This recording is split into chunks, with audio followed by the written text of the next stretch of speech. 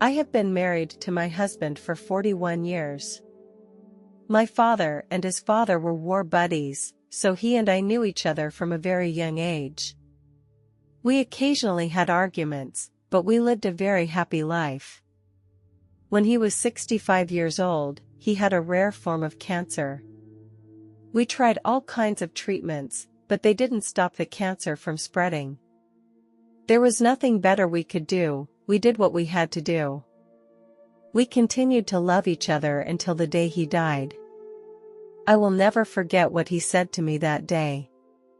He was lying in bed and his family was gathered around him. He said that he was going home and would see me again. I kept holding his hand, and when his hand became soft, I knew he was gone. I remember the doctor putting him in a body bag. Drove him to the funeral home. I went to bed that night cursing God for taking the love of my life away from me. I cried so much. My life became dark and life lost its meaning. And so it went on for a month. I stopped eating regularly, I stopped exercising every day, and all I wanted to do was be with my husband. I became so depressed that I barely talked to my kids. Everything in the house reminded me of him, and my health was getting worse and worse. I continued to curse God for taking my husband away from me. After another month, I gathered the courage to walk out of the house to the park where my husband and I used to go.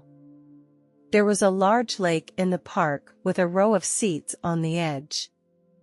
My husband and I used to sit on the chairs and talk. It took me a long time to get here, because I now felt like I was struggling to walk. When I was almost to the seats, I saw someone sitting there. As I walked there, the person disappeared again. I sighed and wiped a tear from my eye. Thinking back on many things from the past made me feel even more alone. When I turned my head, I saw the man standing by the lake again.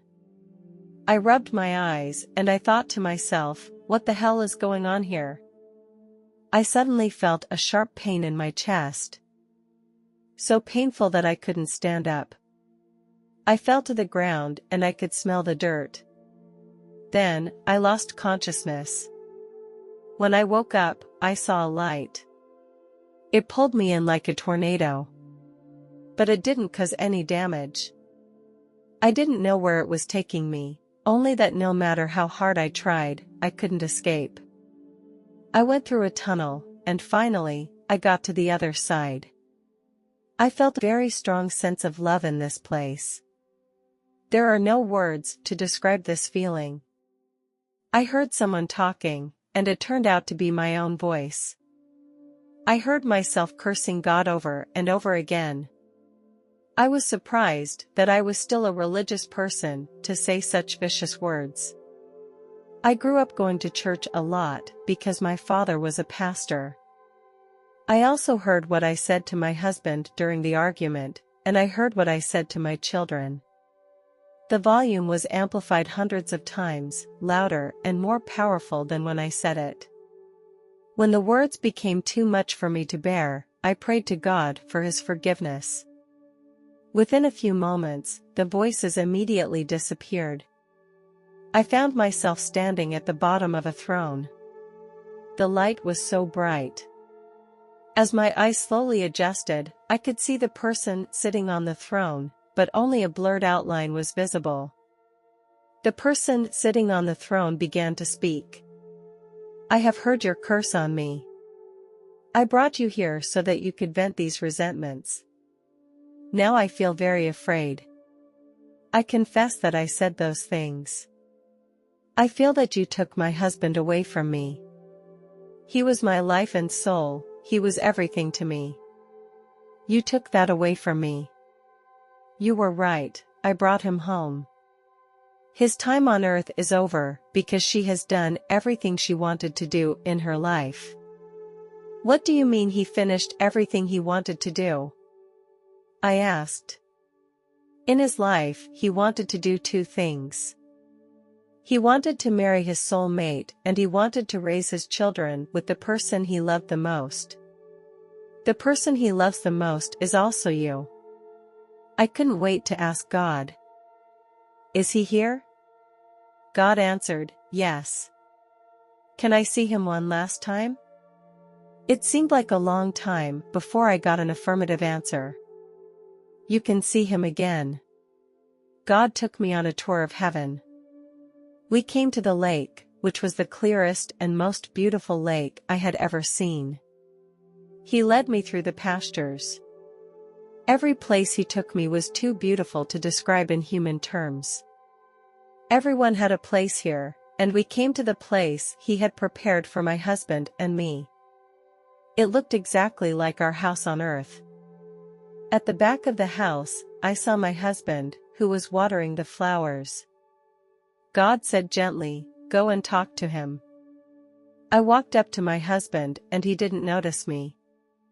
I called out his name, and he turned his head toward me, a puzzled expression appearing on his face. He asked, "Why are you here? Your time is not up yet." I replied, "I don't know what's going on or why I'm here." "Now you can't be here yet, you have to go back," he said sternly. I replied again, "I miss you and life without you means nothing." He said, "You have to do this, for the sake of our children. They need you. We will see each other again, we will be together forever."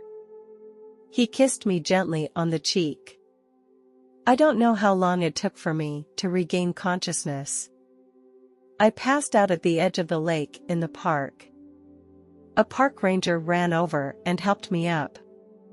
"Are you okay, old-timer?" "Yes, I am fine." "How long had I been unconscious?" "About 2 minutes." That's impossible, I thought to myself. I feel like I've been talking to God and my husband for a long time. The administrator said, "Do you need to call an ambulance?" I said, "No need." I walked home by myself.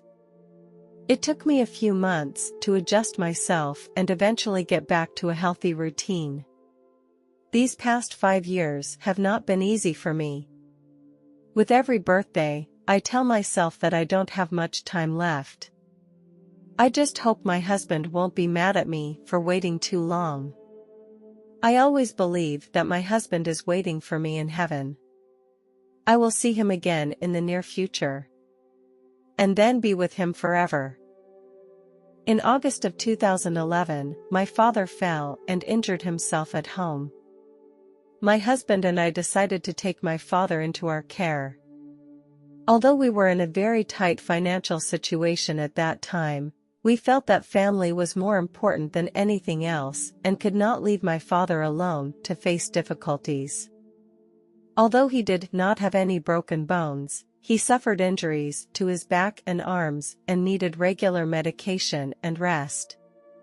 On the way home, my husband and I discussed how we could arrange our time so that my father could be better cared for. We finally decided that I would take a month off work to stay home and take care of my father. It was a very difficult time for us, and we had to keep a tight rein on expenses. I also had to take care of the children's school and life. Although I felt very tired at times, I knew that this was what we should do.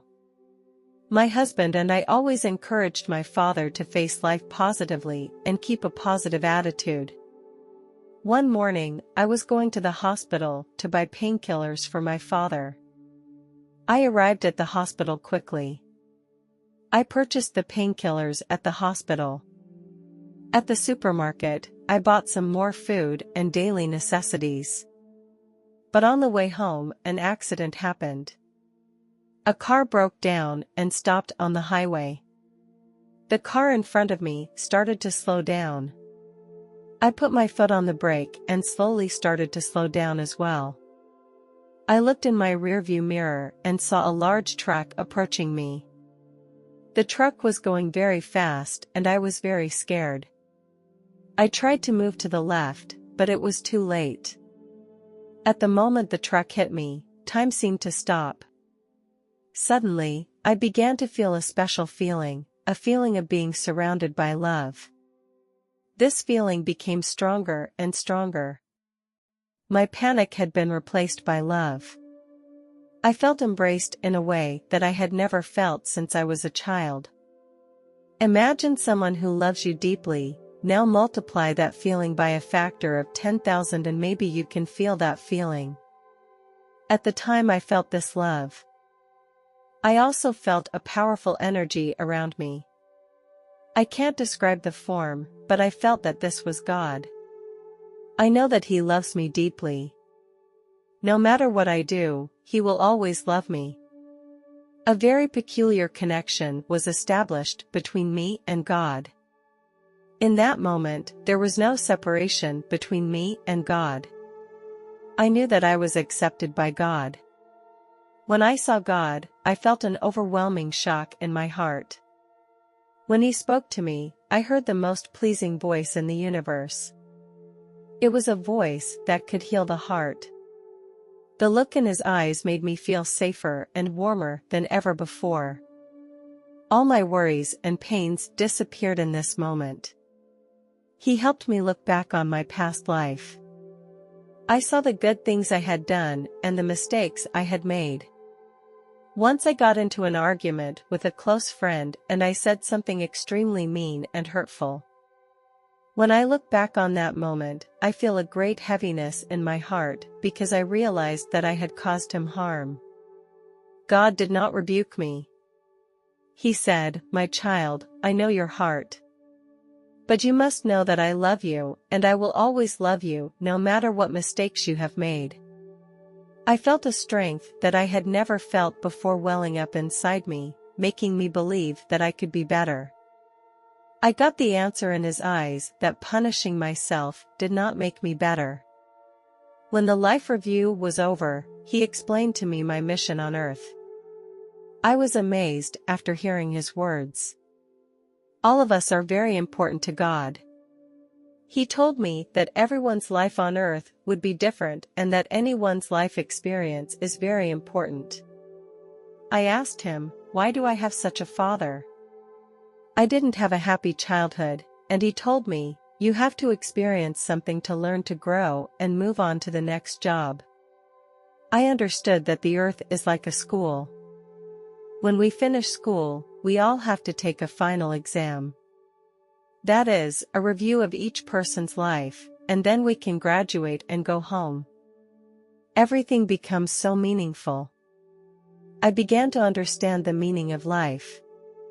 Life is not a simple journey, but a journey full of challenges and growth. During this journey, we must experience many difficulties and setbacks in order to become better people. These experiences make us who we are, and it is this growth and change that makes our lives meaningful.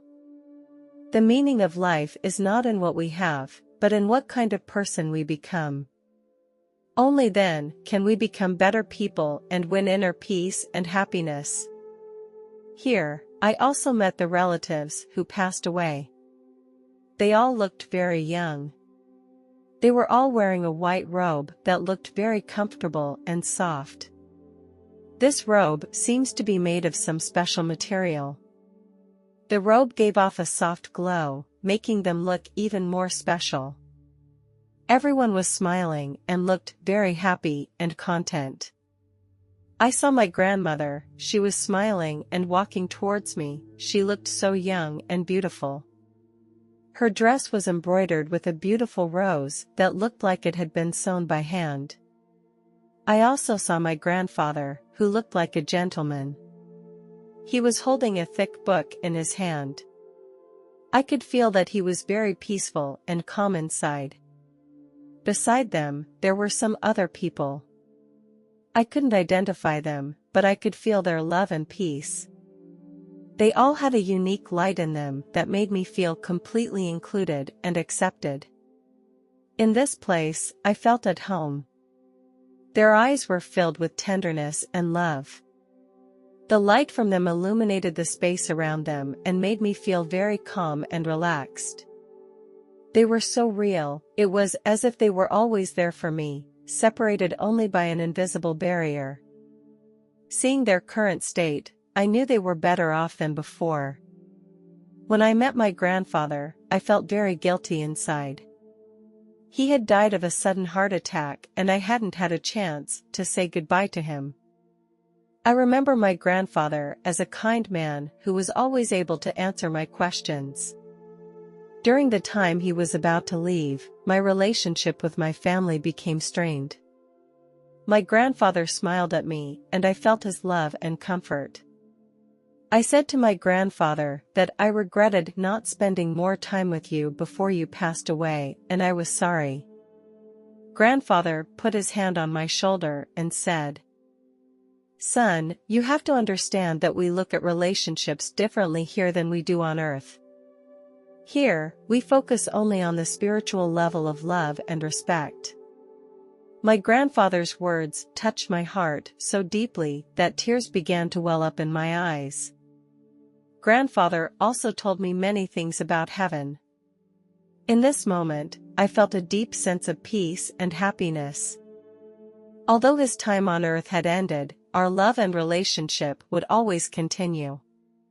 My grandfather also told me that the most important thing in this world is love. Love is not only a feeling, but also an action. He told me that in heaven, all people love each other and there is no negativity, only peace and joy.